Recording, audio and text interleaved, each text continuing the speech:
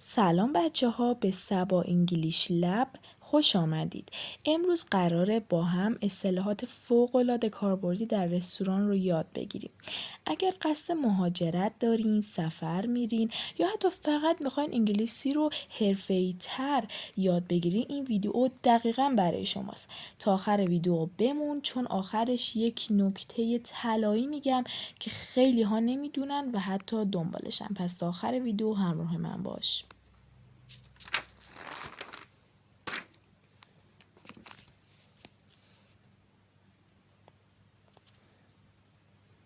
Can I see the menu؟ میتونم منو رو ببینم؟ Table for two please. میز برای 2 نفر لطفاً. I will have pizza. من پیتزا میخوام، میگیرم.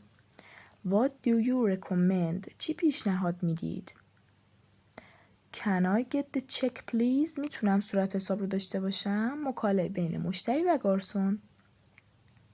Good evening. How many people؟ عصر بخیر، چند نفرید؟ Table for two please. یک میز برای 2 نفر. گرفتن منو. Can I see the drinks menu؟ میتونم منو نوشیدنی رو ببینم؟ Here is the menu. بفرمایید اینم منو. سفارش دادن. What would you like to order؟ چی میل دارین؟ I will have a cheese burger and fries please. من یه چیز برگر و سوخاری میخوام لطفاً. And for drink I will have cola. و برای نوشیدنی نوشابه میخوام. صورت حساب. Can I get the check please؟ میشه صورت حساب رو بیاری لطفاً؟ Sure I will be right back. حتما الان برمیگردم.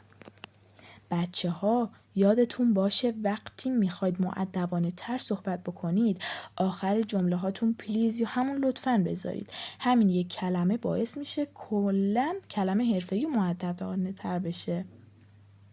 اگر این ویدیو برات مفید بود حتما همین الان یک دونه لایک بکن و برای حمایت از من و ادامه دادن این آموزش ها سابسکرایب یادتون نره. نظرتون هم بنویسید که دوست دارید دفعه بعد درباره چه موضوعی آموزش بذارم.